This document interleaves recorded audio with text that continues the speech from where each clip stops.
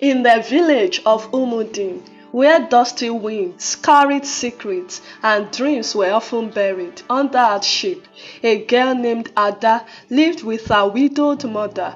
They had little, but Ada was rich in something many lacked: kindness. One evening, as Ada returned from the stream with a clay pot balanced on her head, she saw an old woman struggling to carry a heavy basket uphill. The woman wore a faded wrapper, her legs shaky from age. Other villagers passed by, uninterested. Without hesitation, Ada dropped her pot and rushed to help.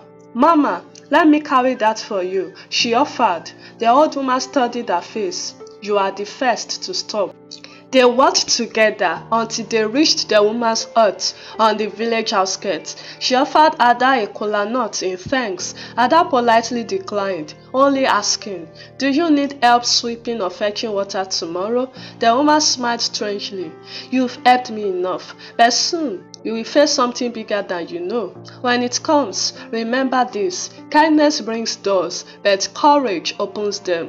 Ada didn't understand. She bowed and returned home. The next day, a strange announcement spread across Umudim.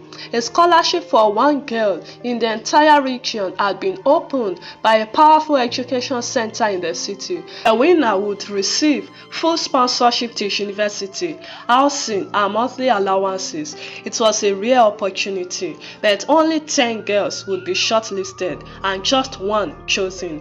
Against all odds, Ada's name appeared among the 10. Her mother wept with joy, but Ada sensed something was strange. She had never applied. Still, with little more than a nylon bag and her dreams, Ada journeyed to the city to compete. From the start, Ada was treated like an outsider. The other girls, mostly from elite families, mocked her accent, her shoes, her silence. "She's just village decoration," one laughed, but Ada ignored them. The scholarship tests were brutal. Interviews, group tasks, essays, ethical dilemmas. She answered honestly, always choosing truth over performance. Some instructors seemed irritated by her sincerity, others quietly impressed. One night, she found a sealed envelope under her pillow. Inside was a note: "They will try to break you. Watch your back." The handwriting was unfamiliar. From then on, strange things happened.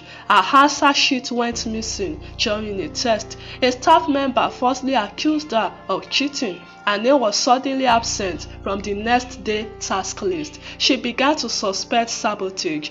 Then, one evening, while returning from the center library, she saw a woman in a city car speaking in hushed tones with the lead administrator. The woman looked familiar.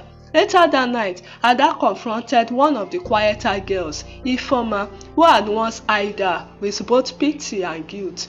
"Ifeoma, who is the woman in the black car?" Ada asked. Ifeoma hesitated, then said quietly, "Her name is Ifediora. She funds the program, but she also decides who wins. She doesn't want anyone who might challenge her control later." Ada realized the game was never fair. Ada decided to fight back, not with fist, but with wit and campfire. She started documenting things: names, times, comments. She watched who entered which rooms and when. She made a quiet ally of the cleaner who confirmed that someone had been sneaking into her dorm room. Meanwhile, Ifeoma, torn between survival and guilt, confessed, "Ifediora wants a puppet, someone who will stay quiet and be easy to control. You are not that. That scares her." Ada said nothing, but her silence was like the stillness before a storm. The night before the final evaluation, Ada received another envelope. Inside was a small key and a note: "If you truly want to change your life, use this key, but it comes at a price." The key led to a locked drawer in the old administration wing. Inside had evidence, receipts, names of bright panelists, forged scores. The corruption ran deep. Ada took pictures. Then she stood at the window, looking out at the city lights. She could walk away, say nothing, and win by silence, or speak up and risk losing everything. She remembered the old woman's words: Kindness brings doors, but courage opens them. The final test was not academic, it was a moral dilemma. Each girl was given a hypothetical situation where a friend was wrongly accused. They were asked to choose between protecting themselves or exposing the truth at personal cost.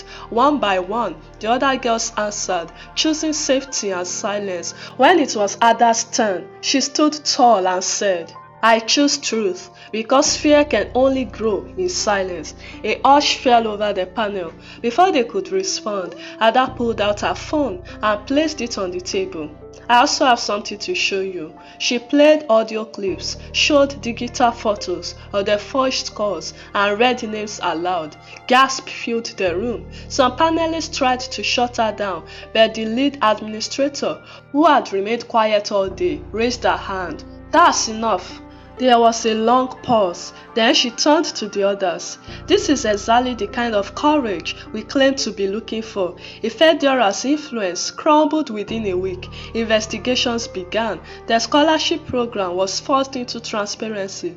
Ada was awarded the full scholarship, officially this time, and became the face of a reformed initiative for rural education. But that wasn't her greatest victory. Her greatest reward was the ripple effect. Girls from other villages began to apply. City children looked up to her, and back in Umudim, a little girl started a library under a mango tree with Ada's name carved into the back.